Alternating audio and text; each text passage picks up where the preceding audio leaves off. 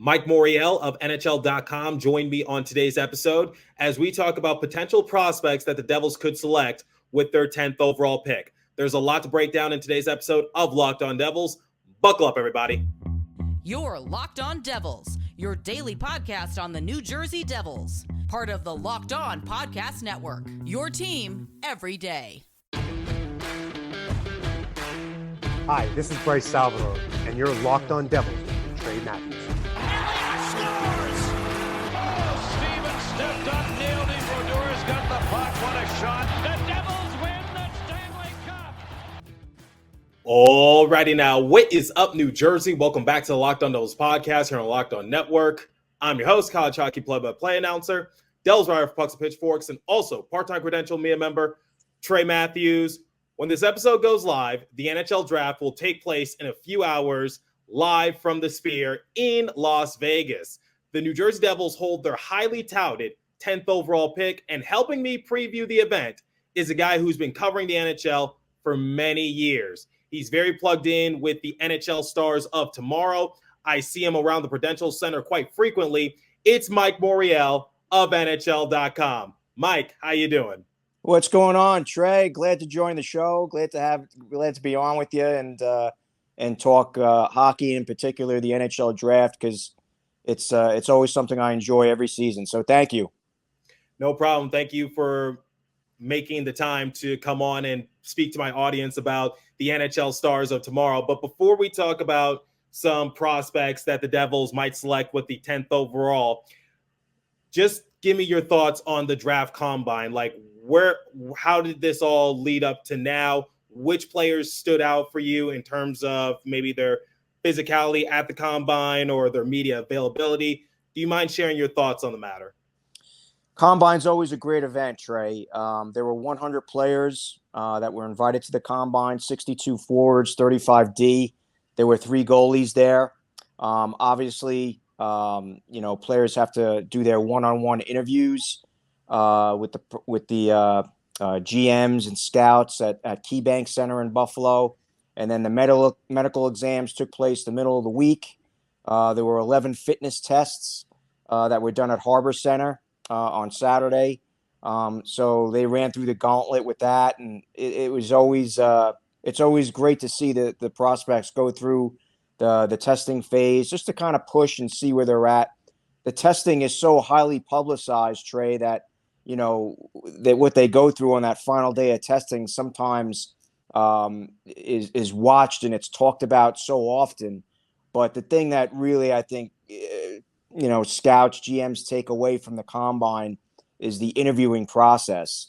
Guys that didn't get to scout these players very much, they're finding out how they are as people, how they would fit into the culture of the team, and how they'll compete the way they want to, and will they fit into what the team is trying to build there. So that's really going to determine where they're going to be selected and who's going to pick who, especially after you get through that top half of the first round. So that development and that understanding of who that person is, how they'll fit to the team that you're trying to build, that's always vital. So I think down the road, these players will understand that it's almost like a job interview, those combine interviews, and it's something that probably will change their lives. So that's what's always interesting to me, the interviewing phase. As far as players that really stood out, obviously, Macklin Celebrini finished 20th overall in the bench press. The VO2 max bike test, he finished 24th, which was great out of the 100 prospects at a 12 minutes and 35 second span there, which was fantastic. And that VO2 test measures endurance for the player. He was 20th in body fat percentage of 7.64%, something I can only dream of, Trey. So yeah, forget it. And he went 97.8 inches in the standing broad jump, which was great. And he did 10 pull-ups, which was outstanding. One short of his goal. He mentioned to us that he wanted to do 11, but he reached 10. Some other players that were very quickly that really did very well in the testing phase. Defenseman Eric Emery, I think, is a sleeper in this draft. could go late first, early second, but I think as a defenseman, someone's going to get a gem here. He's with the USA Hockey's national team development program. Outstanding season. He finished first in 4 events, so that was great to see. There were also a few others. Jet Lichenko, I know, of Guelph, finished really well. Barry forward Cole Bodine topped the VO2 max test duration at 13 minutes, 45 seconds, which was outstanding. University of Denver defenseman Zeev Buyam did a combine high 16 pull-ups, which was great. And forward Dean Letourneau of St. Lawrence's College, St. Andrews College, that prep school in Canada there. Great wingspan. He's committed to BC next season. So those were a few players that really did well on the testing portion of the combine. Before we continue our discussion with Mike Morreale of NHL.com, I want to tell you guys about eBay Motors. Passion, drive, and patience. The formula for winning championships is also what keeps your ride or die alive. eBay Motors has everything you need to maintain your vehicle and level it up to peak performance. Superchargers, roof racks, exhaust kits, LED headlights, and more. Whether you're into speed, power, or style, eBay Motors has got you covered.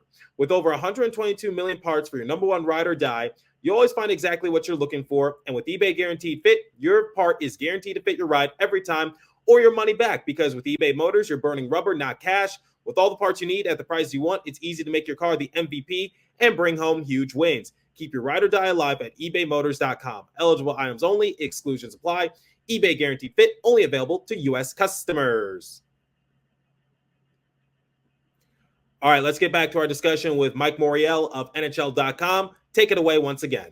Awesome. And now it's led up to this where it's going to be a televised event at the Sphere. And according to the NHL media, this is the first time that a televised event will take place within the Sphere. I'm excited to see the layout, the lights, the camera, and of course, meet up with people like you because we've interacted in the past at the Prudential Center.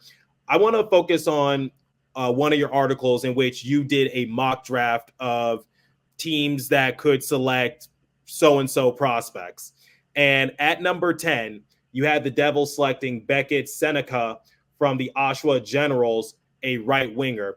What can you tell me about Senica and his overall game, and why did you have him going to the Devils at number 10? Yeah, well, first off, there were a couple players in that range, Trey, that I think are very good, would be quality prospects. Like I considered Berkeley Catton from Spokane in the Western Hockey League. Catton, a real smart player, very creative when he's out there. He actually spent 2 summers ago, he spent time with the Hughes family. Jim and Ellen was there when Luke was there, and I think Quinn was there. Jack wasn't around at the time. But he learned all about, the Devils at that time since Luke was there and obviously what it takes to be a professional living with that family for the week and a half that he did. Cole Eiserman could be a player in this race. Eiserman from the USA Hockey's national team development program probably has the best shot of this draft. Natural goal scorer for sure. Could score in a lot of ways. I think the one thing that has been questioned about his game is that 200-foot effort. Could he give that type of good performance in his own end of the ice? And that's something that I think he really worked on in the second half of the season at the program, and something that he may benefit from down the road. Konsta Helenius was another player that I thought of in this range. A player who played for Jurkeret in Liga, Finland's top division.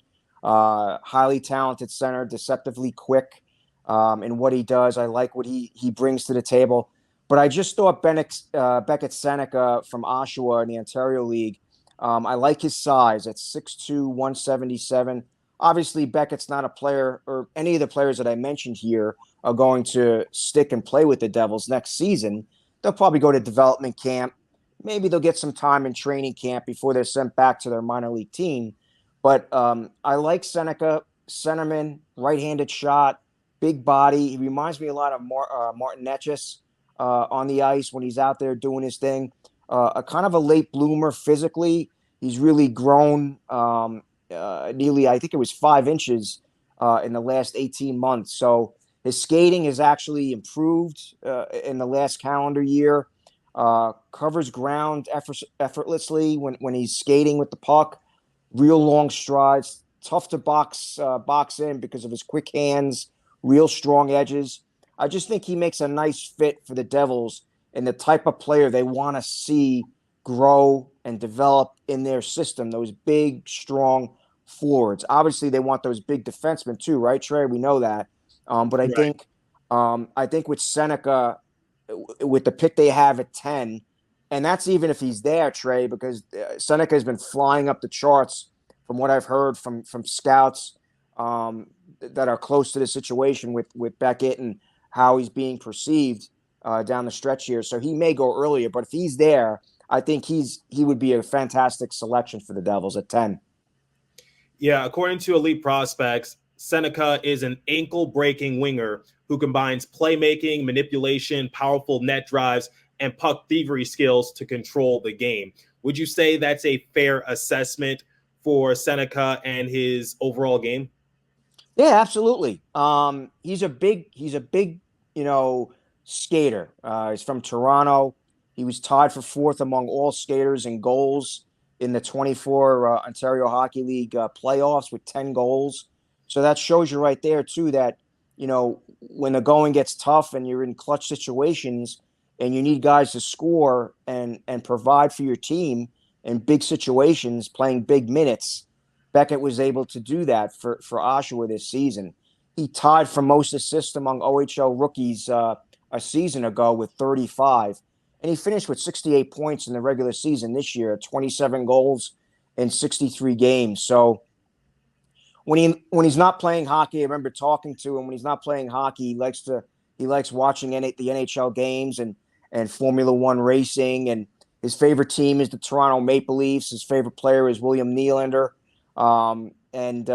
Just a real good player, has a good head on his shoulders. And as I said, that Martin Necas comparison, I think, is pretty good. A big, heavy forward who can get the job done in the tough areas of the ice. Absolutely. And that's certainly an option for Devils if he is available. Yeah. I had one of my colleagues on this show. His name is Joseph Stanislaw. He's a draft scout for Draft Pro Hockey, and someone that he thinks the Devils should select at 10th overall is Michael Haage from the Chicago Steel, a center. What can you tell me about Haage and his overall game, and do you see him being selected by the Devils at 10th overall? I love Haage. I just think at 10, it might be a little early for him. I think if the Devils were interested in Michael Haage, maybe a trade down would be beneficial to them. They can gain another pick. They can gain another prospect or whatever it might be. I think, to me, Haage is kind of in the maybe 14 to 19 range in this draft. But love Michael Haage, what he was able to provide this year for Chicago in the United States Hockey League. 75 points, 33 goals this season, outstanding, 54 games played. And he overcame a lot of adversity as well this year, Trey.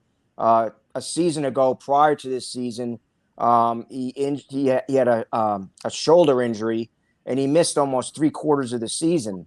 And then last summer, his father, died tragically in a swimming accident.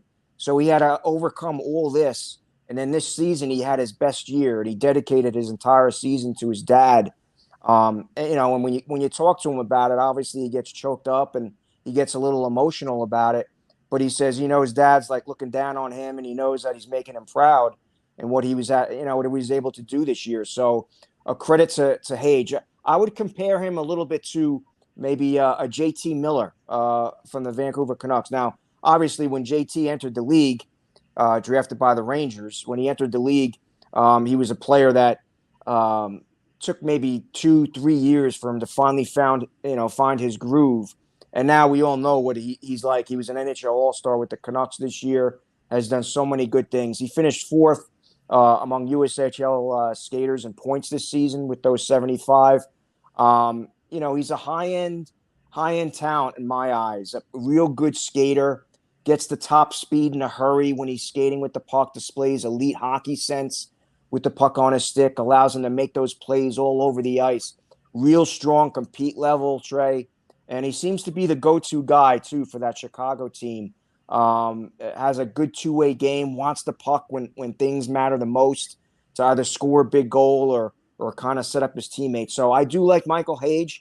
I just think at 10, it might be a little early to get him. I think he's a player that if the Devils or GM Tom Fitzgerald were really thinking about him, maybe make a trade to maybe get another pick. You drop down and maybe that, 15 to 19 range, and you still might be able to get Haage. All right, good to hear.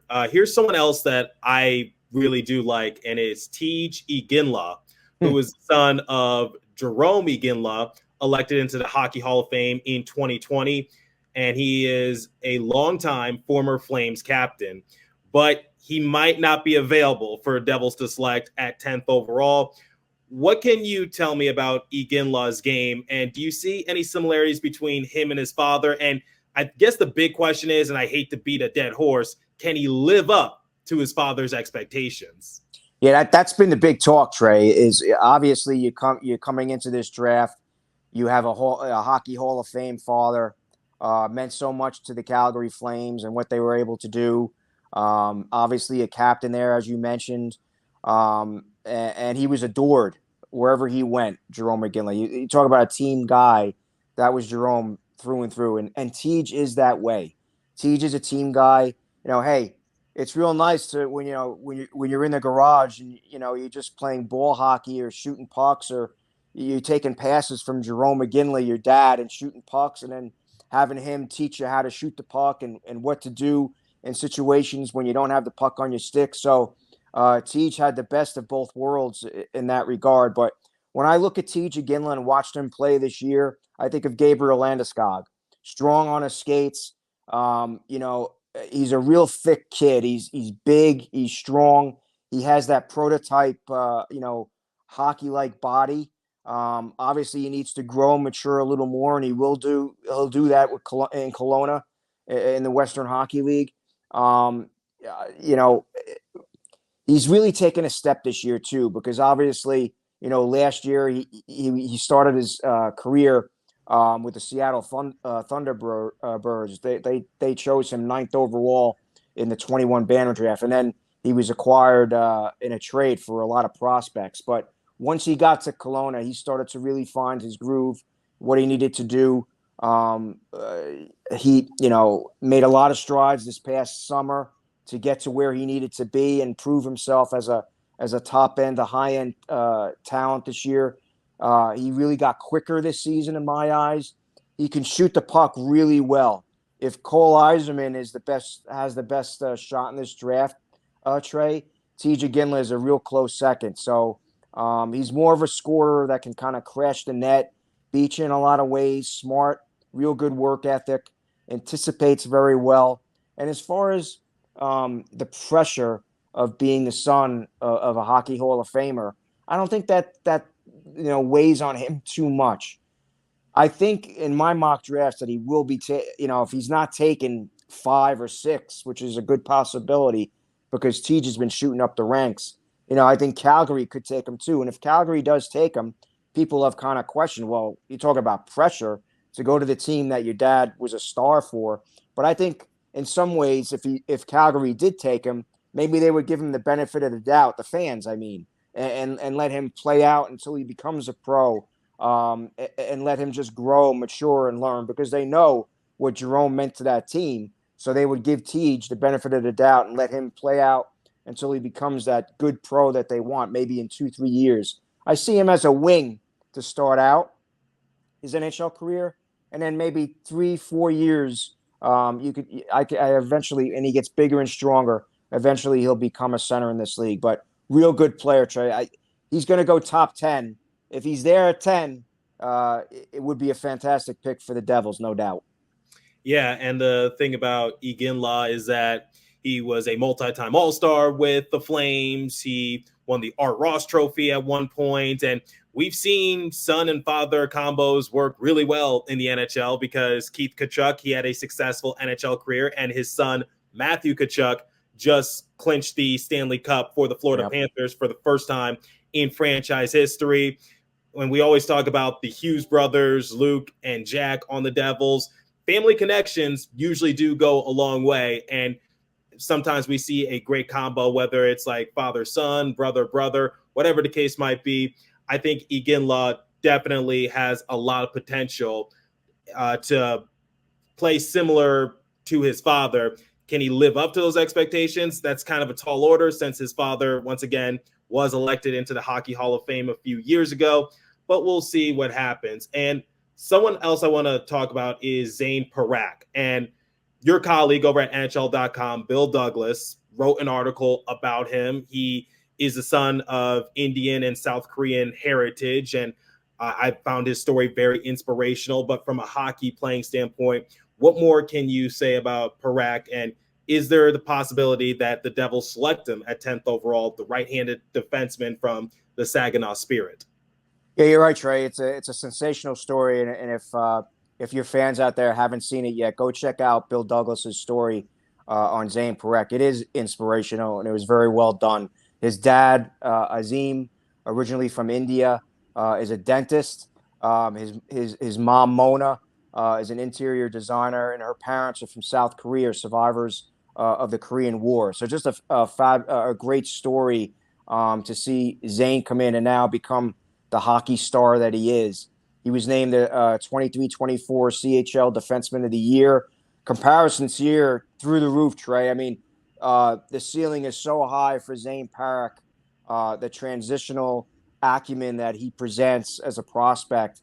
When I went to NHL Central Scouting's final meetings, I sat in. I have the privilege to sit in there and listen to what they say, how they rank the prospects. And when the head of Central Scouting, Dan Marr, asked all the full-timers for their NHL comparable of Zayn Parak, all of the scouts, the 8 scouts there, were throwing out names that were, if they didn't win the Norris Trophy already, these were Norris Trophy candidates at some point down the road. Adam Fox and Quinn Hughes, Erik Karlsson, all these players were named as comparables for Zayn Parak, and the majority of the scouts did say Erik Karlsson. So that just goes to show you the presence that Zayn has on the back end. And 33 goals were the second most by an OHL draft eligible defenseman since 89-90. So it's been some time since we had that.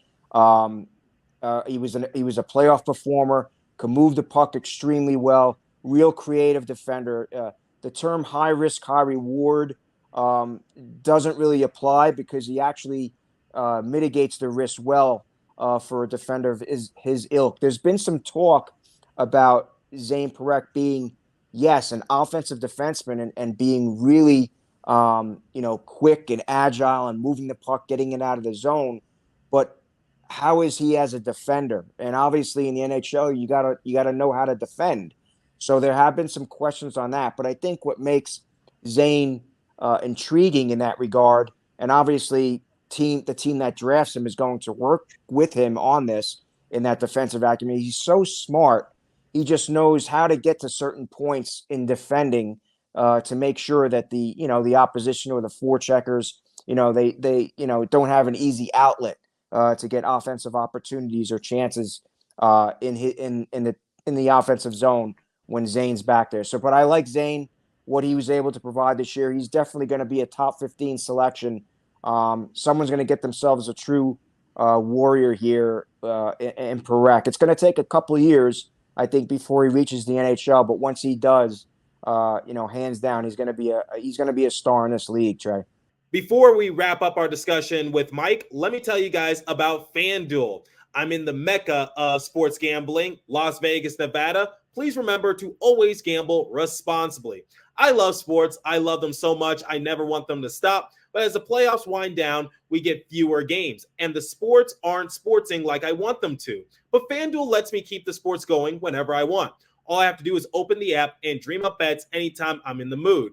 And this summer, FanDuel is hooking up all customers with a boost or a bonus daily. That's right. There's something for everyone every day all summer long. So head over to FanDuel.com/lockedon and start making the most out of your summer. FanDuel, the official sports betting partner of Major League Baseball. check out FanDuel.com to look at all the betting odds. Okay, it's time to finish our discussion with Mike Morreale of NHL.com. Take it away once again. All right, my final question for you, and this is sort of a big one. We talked about potential options that the Devils can select at 10th overall. And at the beginning of the show, I talked about how that 10th overall pick is highly touted because the Devils are trying to get back to the playoffs, and it's clear that front office is trying to build together a playoff caliber roster. In your opinion, should the Devils hold on to that pick, or should they trade it away for a impact player right away? A lot can happen within the next few hours, but I just want to hear your thoughts on the matter. No, I'm with you. I'm with you, Trey. I think the Devils should consider trading the pick, and here's why. Look, it's amazing too, right? When you think about it, Nico Hischier is entering his eighth season, and you have Jack Hughes now in his 5th season since being drafted. It's just amazing that these we still call them kids. They're young as far as age is concerned, but they've been in the league for such a long time, and they want to start winning now. I mean, you can't just keep making playoffs, missing playoffs, making one-off every year. And I think Tom Fitzgerald realizes that he's got a big asset here in this number 10, and maybe you can pick up a solid defenseman, whether it be some type of offensive type defenseman, someone big, strong, a stay-at-home guy, maybe get a prospect and another pick for that number 10. I think it would be worth to seek and to see if that's a possibility, because obviously whoever the Devils take at 10, that player is not going to be available to them until maybe 2-3 years. But the Devils want to start winning now. And if it means, trading the 10 to get a player that's, a bona fide star in the league right now and doing some good things, whether, it be from the Florida Panthers, who obviously have some UFAs. And maybe Tom Fitzgerald is thinking, unrestricted free agency on July 1. Maybe there's availability there. So in that regard, maybe they think they can keep the pick, make the pick here, and then pick up a UFA on July 1st. But if you're going to trade it, I think you can get a guy that can fill the defensive lineup right now and have an impact with this team, because that's what you want. Awesome, Mike. We talked about everything from trade scenarios to draft options. Where can my audience find you at? I'm at on X or Twitter, Mike Morreale NHL. We have a lot of podcasts that are up on NHL.com, Trey, the NHL Draft class. Myself and my colleague Adam Kimmelman, we have plenty of episodes. They're all evergreen. We have episodes that kind of preview all the regions: the Ontario League, the Western League, the Quebec Maritimes League. We had Sam Constantino from Sportsnet on in our most recent podcast, previewing the NHL Draft and some players, those Russian-born players to look out for, where they're going to fall. Do you still have that Russian factor that's involved? So you can check out the podcast there as well. And then, we do our Devils coverage too, right, Trey? So every so often, when we know development camp is coming up real soon, so that's always a fun event to take in July. So I'll probably see you there for that. And the fans can check out my work on NHL.com. And it's been a lot of fun, Trey, for sure. Awesome, Mike. So check out his work at NHL.com. Check out some of the podcasts that he and his colleagues are putting together. Mike, you always do incredible work. The pleasure is always mine, my friend. Thanks a lot, Trey. Appreciate it. And like I do to close out every episode, continue to stay safe. Have a wonderful day, New Jersey. Go Devils. I'll catch you guys in the next episode. Thanks for listening once again.